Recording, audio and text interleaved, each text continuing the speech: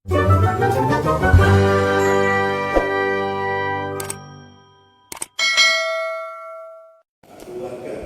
TNI yang terhormat Bapak Pejabat Tinggi Media di Kementerian yang terhormat Pejabat Tinggi Pratama di Kementerian yang terhormat para kepala BP TNI di seluruh Indonesia yang hadir secara daring, yang terhormat rekan-rekan pers media yang diundang untuk acara pada kesempatan siang hari ini.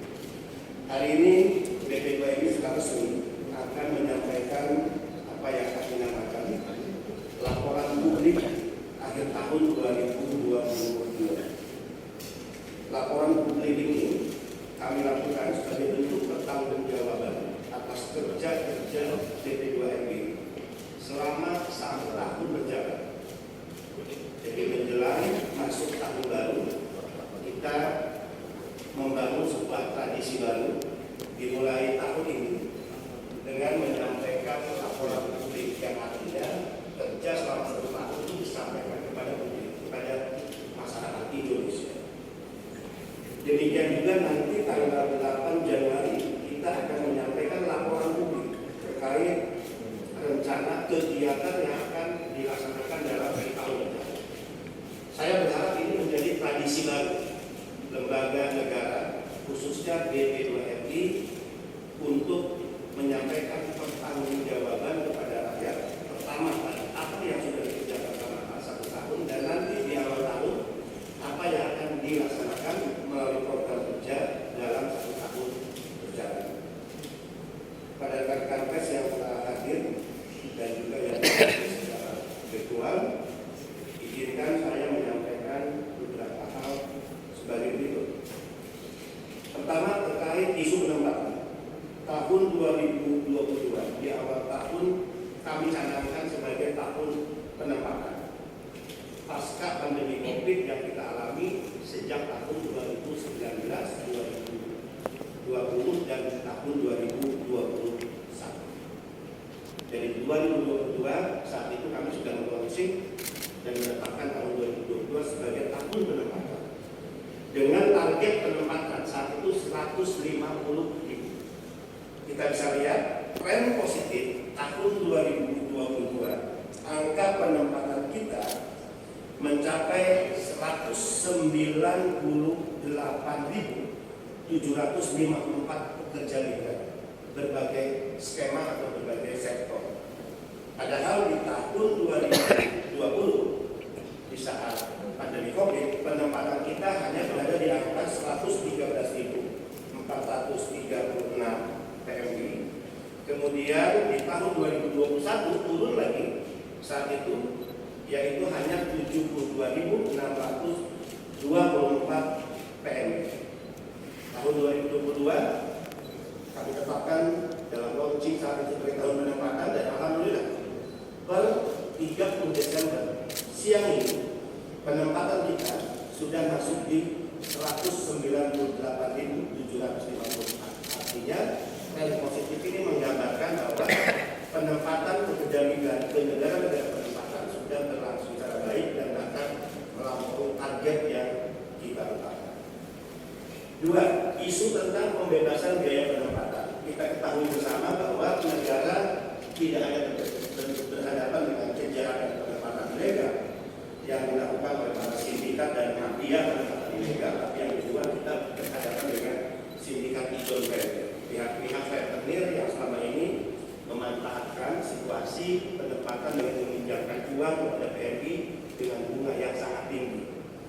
Mereka menjadi monster dan lintah darat yang menghisap darah gaji-gaji PMI setiap bulan, akhirnya hanya untuk menutupi pinjaman utang kepada para pelaku joint venture. Kita menerbitkan skema ATABNI dan juga KUR PMI. Inilah syarat kehadiran negara untuk memotong mata rantai praktek sindikat rentenir di joint venture, dan mudah-mudahan pelaksanaan KTA PMI dan PMI berlangsung baik sehingga masyarakat atau PMI yang memiliki mimpi bekerja ke luar negeri itu tidak perlu lagi menjual harta milik keluarga dan tidak perlu lagi meminjam ke rentenir. Ini cara memotong tujuan tadi. Walaupun ada beberapa case yang kami juga sudah mendapatkan laporan, kami sedang melakukan pendalaman. Jadi ada case di mana ada pihak-pihak yang secara nyata di lapangan melakukan penyalahgunaan terkait KTA ini. Nah, kita akan telusuri dan ini akan menjadi gerakan kita di tahun 2023. Jadi siapa yang memanfaatkan KTA BNI atau pihak manapun yang mencoba melipat gandakan hubungan yang akhirnya praktek yang baik dari KTA BNI dan BNI kembali ke praktek lama pasti akan dikasihkan, dan ini akan kita lakukan di awal tahun 2023. Tiga, terkait isu fasilitas istimewa bagi PNI. Semangat negara adalah semangat yang tidak hanya sekedar hadir dengan berbagai regulasi yang berpihak, yang menunjukkan pembelaan, berbagai kebijakan yang membuat nyaman TNI dalam pelayanan, memberikan kemudahan, ada percepatan penanganan terhadap kasus-kasus dan juga kemurahan biaya sebagaimana biaya yang mereka butuhkan untuk bekerja, tapi juga negara hadir dalam menyiapkan berbagai fasilitas istimewa kepada PNI. Kita ingat dulu di tahun 2021 kita telah memberikan fasilitas istimewa bagi PNI, yaitu lounge di Bandara Soekarno-Hatta dan juga fast track serta helpdesk. Lounge tempat istirahat yang istimewa bagi PNI.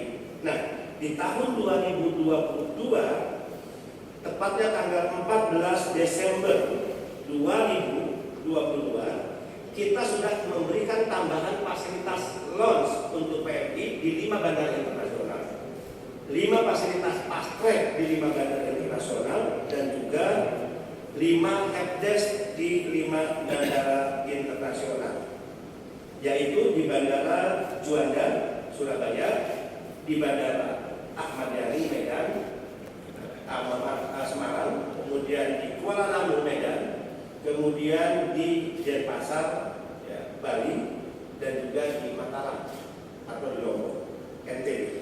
Jadi 5 bandara internasional yang saya sebutkan tadi, kita sudah membangun di sana lounge untuk PNI, fast track untuk PNI, dan juga helpdesk untuk PNI. Ini kantor-kantor penjaminan. 4. Isu tentang standarisasi layanan. Kita lihat di layar bagaimana BP2MI terus melakukan pembenahan secara mendalam. Yaitu kalau teman-teman pers sekarang datang di kantor-kantor BP2MI daerah, itu akan nampak dengan aksen-aksen warna biru tua, warna biru muda, putih, kemudian juga ruang-ruang pelayanan di dalam itu sudah berubah total dari kondisi jauh atau awal sebelumnya. Inilah yang disebut standarisasi sarana dan prasarana BP2MI baik pusat maupun daerah. Di pusat misalnya kita lihat sudah ada klinik, yang klinik ini adalah pelayanan kesehatan untuk PMI dan keluarganya yang terdekat dari kantor, ya, atau mereka yang datang dalam mengurus berbagai hal yang berkaitan dengan pelayanan BP2MI gratis, ya, termasuk untuk petugas BP2MI. Kemudian juga ada comment center, ya, big single data yang dibutuhkan oleh negara dalam memberikan perlindungan bagi PMI. Di daerah-daerah dulu kalau teman-teman pers suka melihat, dulu itu kan lebih pada loket-loket plannya, dibatasi oleh kaca. Nah, saya sudah memerintahkan tidak ada sekat lagi, tidak ada pembatas. Kita mendapatkan penghargaan dari KASN dengan kategori baik, yaitu anugerah kualitas pengisian jabatan pimpinan tinggi. Jadi saat kita mengisi jabatan pimpinan tinggi, KASN melihat bahwa apa yang kita lakukan, ya, telah dilakukan dengan baik sehingga kita mendapatkan penghargaan dengan kategorisasi baik dari KASN. Kemudian penghargaan dari Kementerian Kumham, kita mendapatkan penghargaan peringkat 1, predikat terbaik 1 tingkat lembaga pemerintah non kementerian LPNK dalam jaringan dokumentasi dan informasi hukum nasional atau JBIHN Award. Kemudian dari BKN kita mendapatkan award peringkat 2 dalam hal penerapan manfaat data dan sistem informasi dan CAP. Kita mendapatkan peringkat 2 juga dari BKN Award di tahun ini juga, yaitu perencanaan kebutuhan dan mutasi kepegawaian. Kemudian kita mendapatkan penghargaan dari Kementerian Pan-RB kategori sangat baik untuk evaluasi kinerja pelayanan publik BP2MI di Bandar Lampung. Kemudian kategori sangat baik untuk pemantauan evaluasi kinerja pelayanan publik BP3MI Jawa Tengah, dan kategori sangat baik untuk penghargaan kepatuhan tinggi standar pelayanan publik di BP3MI DKI Jakarta. Kemudian kita mendapatkan penghargaan dari ANRI, Arsip Nasional ya, Republik Indonesia, dengan kategori sangat baik, yaitu nilai hasil pengawasan kearsipan.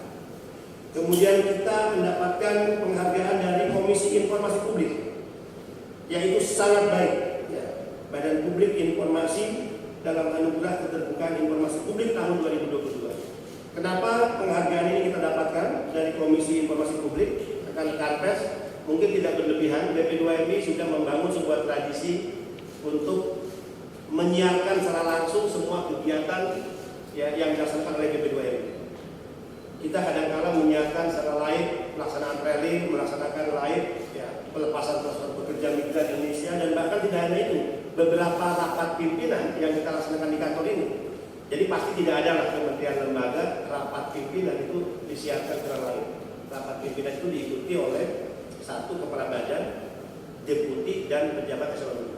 Itu live untuk menunjukkan bahwa tidak ada pembahasan-pembahasan yang kita lakukan di kantor ini yang tertutup ya, dan tidak ada yang tidak bisa diketahui oleh publik.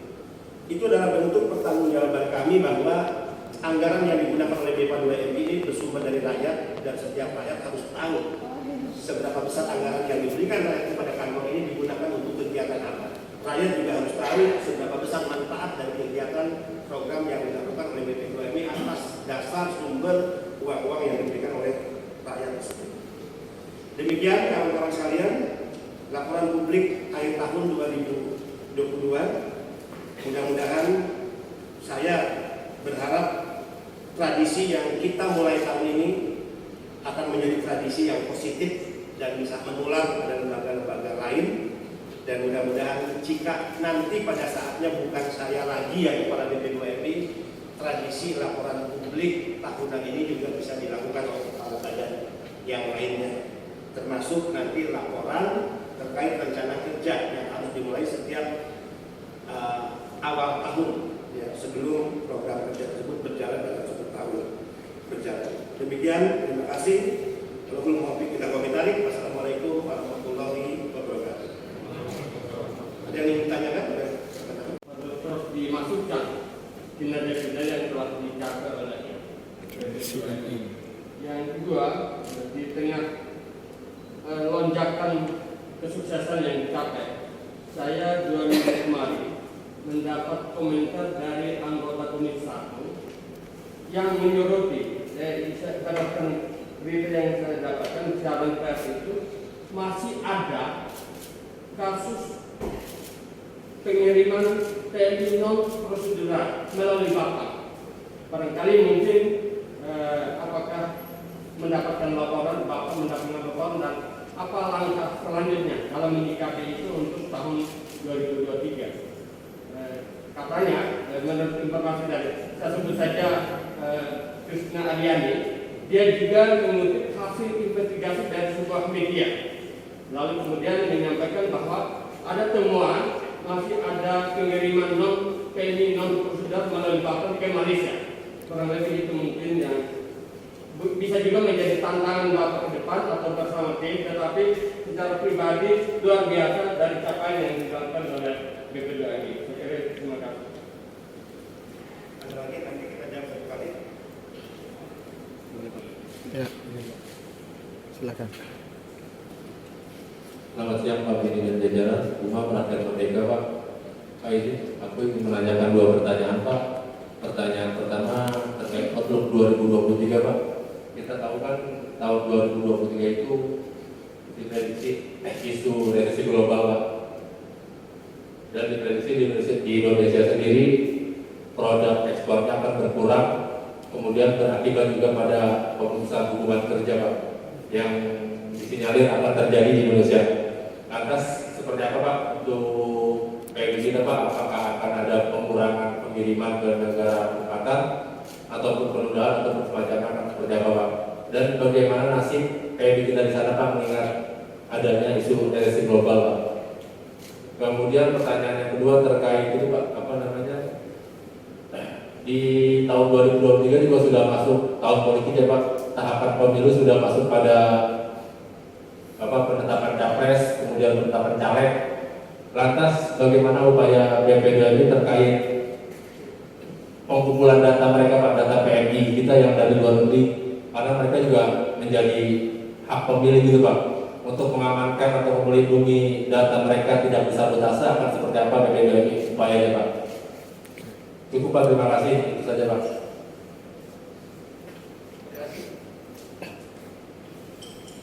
Cukup ya, dua dulu. Untuk outlook 2023 nanti akan disampaikan oleh BP2MI di tanggal 8 Januari 2023. Kita akan undang juga rekan pers. Untuk pemilu 2024 selalu akan muncul problem tentang data pemilih tetap DPT. Ya, selalu terjadi kesimpang siuran dan banyak para pekerja migran kita bicara yang resmi ya, yang berada di luar negeri yang akhirnya tidak bisa menggunakan hak pilih. Kemudian juga selalu terjadi kesimpang siuran dan kekacauan data yang dimiliki oleh KPU RI misalnya dengan jumlah penempatan pekerja kita yang terdata secara resmi di BP2 ini. Jadi ada ketimpangan. Misalnya 100 dalam data kita, tapi di DPT hanya tercatat 50. Ini gimana? Ternyata masalahnya adalah terletak pada KPU selama ini menggunakan ya based on data pekerja kita di DPT adalah based on nomor paspor. BP2MI dalam pertemuan dengan KPU dengan Kemlu sudah menyarankan kepada KPU RI agar tidak lagi berbasis pada nomor paspor, tapi berbasis pada NIK. Kenapa? Kalau berbasis pada nomor paspor, paspor hilang atau dia selesai paspornya, maka dia akan berganti nomor paspornya. Tapi kalau berbasis KTP, ya, KTP hilang mau diganti pun KTP-nya kapanpun, berapa kali pun, itu nomornya pasti tidak akan berubah. Untuk seseorang dengan nama tertentu, itu tidak mungkin dirubah NIK-nya. Makanya kita sampaikan kepada KPU dalam pertemuan harus berbasis NIK atau KTP dari yang bersangkutan. Nah, mudah-mudahan ini menjadi perhatian KPU dan kita sudah mengusulkan itu. Kemudian yang terakhir terkait masih banyaknya penempatan ilegal, itulah yang terus-menerus saya sampaikan dalam pertemuan-pertemuan antar kementerian. Sekarang kita sudah bagus nih, Pak Menko Polhukam sudah lebih agresif memimpin beberapa kali pertemuan lintas kementerian dan BP2MI hadir diundang dalam pertemuan-pertemuan tersebut.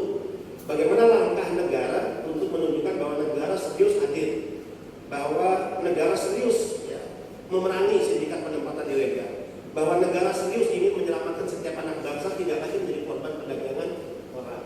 Ya. Kemarin kita hadir dalam pertemuan di kantor Menteri TPPA. Jadi tuan rumahnya Menteri TPPA dipimpin oleh Menko Polhukam Pak Mahfud MD, hadir dari 27 kementerian lembaga. Nah, 27 kementerian lembaga. Saya diberikan waktu untuk menyampaikan paparan.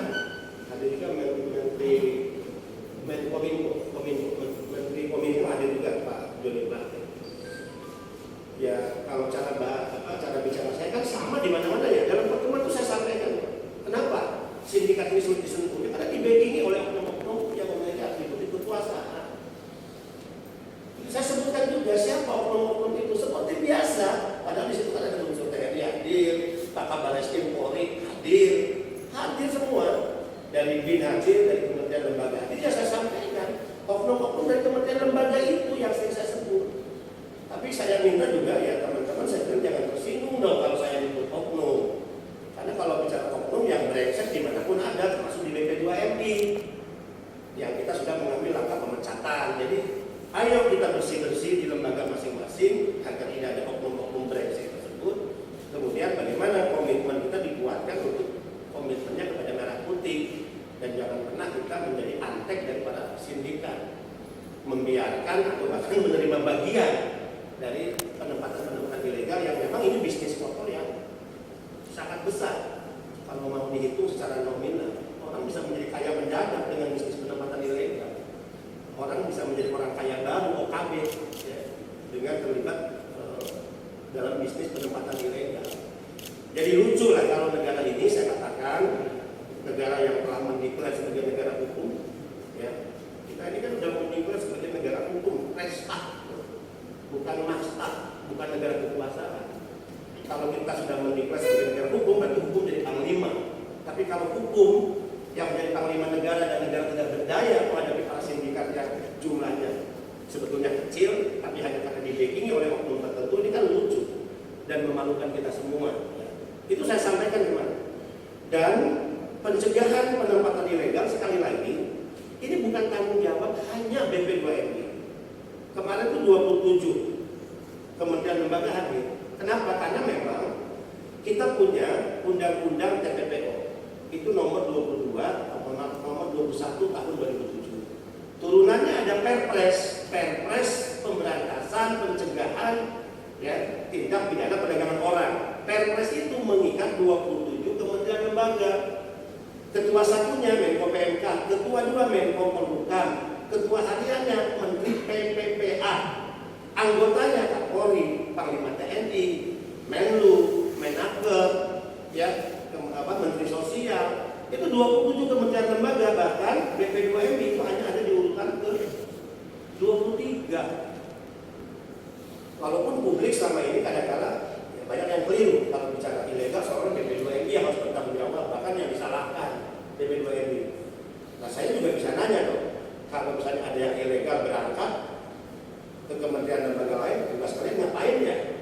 Kalau kita kan pertanggungjawaban tadi sudah sampaikan, pencegahan sudah sekian kali, 25 kali saya mimpin langsung dalam operasi-operasi pencegahan, penggerebekan.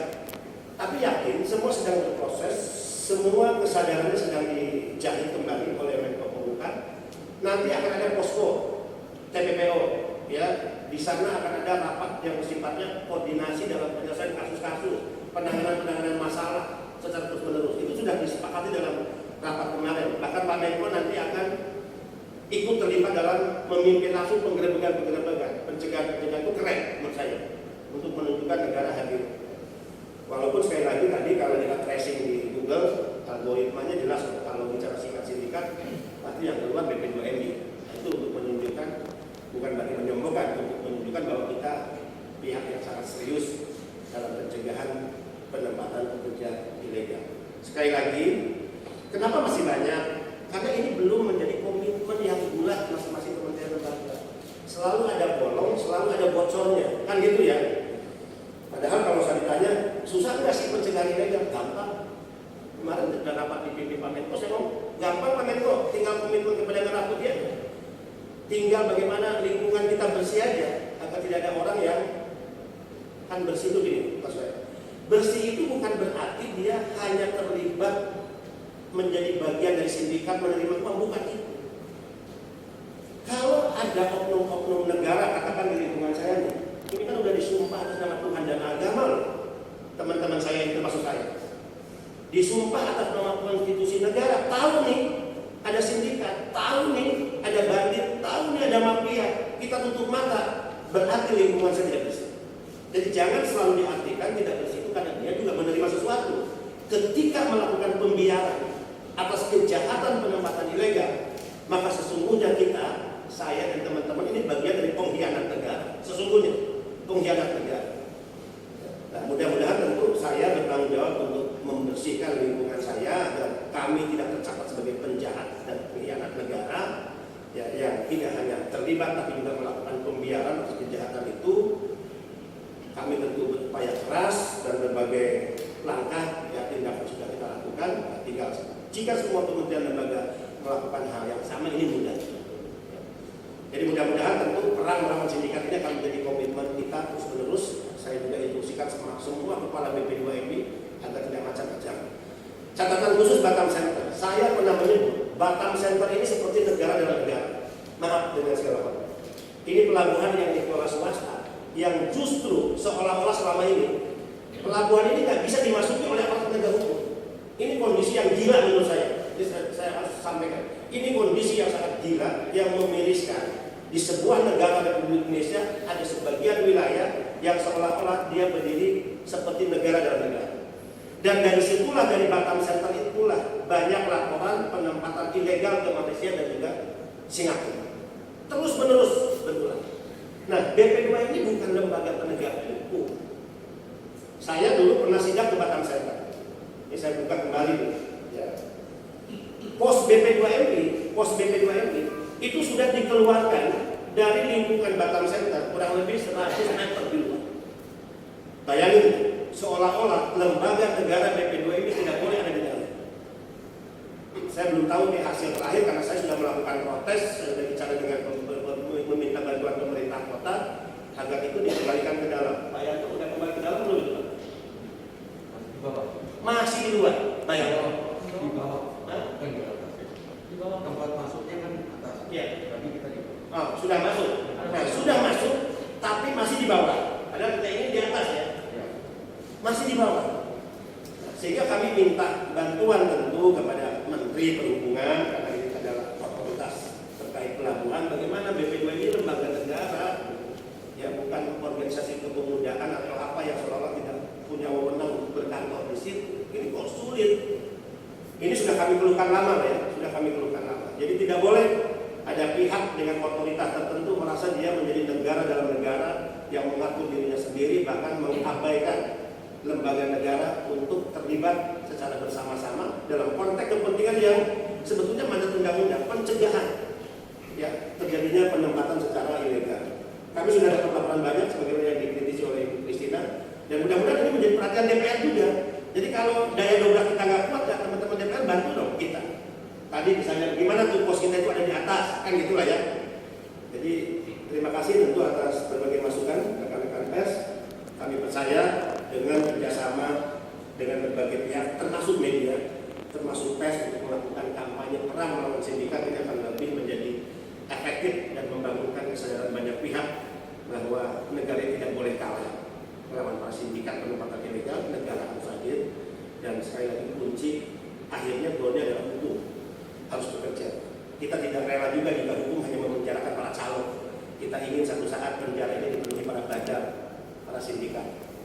Di hadapan Menko saya pernah mengatakan rapat dengan kementerian lembaga, jika ada undang-undang yang memberikan wewenang saya bisa memegang pistol ya dan menggunakannya, maka pistol itu akan saya isi peluru penuh, dan dalam setiap operasi pencegahan ilegal peluru itu akan saya tembakkan di kepala para sindikat dan mafia.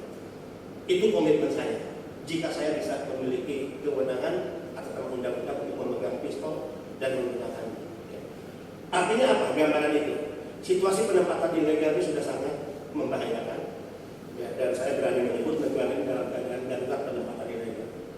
Sehingga BPPI mengambil langkah perang melawan sindikat penempatan ilegal itu tidak salah. Kami yakini sebuah langkah yang benar dan langkah jihad sebetulnya lembaga BP2MI untuk menyelamatkan anak-anak bangsa agar kita menjadi korban perdagangan orang.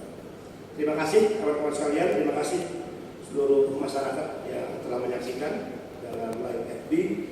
Terima kasih kepada para pejuang devisa, pekerja migran Indonesia yang telah memberikan banyak kepada negara ini, 159,6 triliun setiap tahunnya, sumbangan devisa terbesar kedua kepada negara ini. Saya mengatakan dan seluruh jajaran BP2MI, negara ini berhutang kepada para pekerja migran Indonesia. Dan saya di usia terbatas menjadi kepala BP2MI, saya akan ikut terlibat untuk membayar hutang negara ini sekemampuan dan sebatas kepemimpinan saya. Jika masih ada hutang negara ini kepada para pekerja migran Indonesia, hutang itu nanti akan diteruskan untuk dibayar ya oleh kepala badan yang mungkin nanti akan menggantikan posisi saya. Demikian, terima kasih. Salam sehat dan tetap semangat. Selamat menyongsong tahun baru 2023. Salam merah putih untuk kita semua. Wabillahi taufiq wal hidayah. Wassalamualaikum.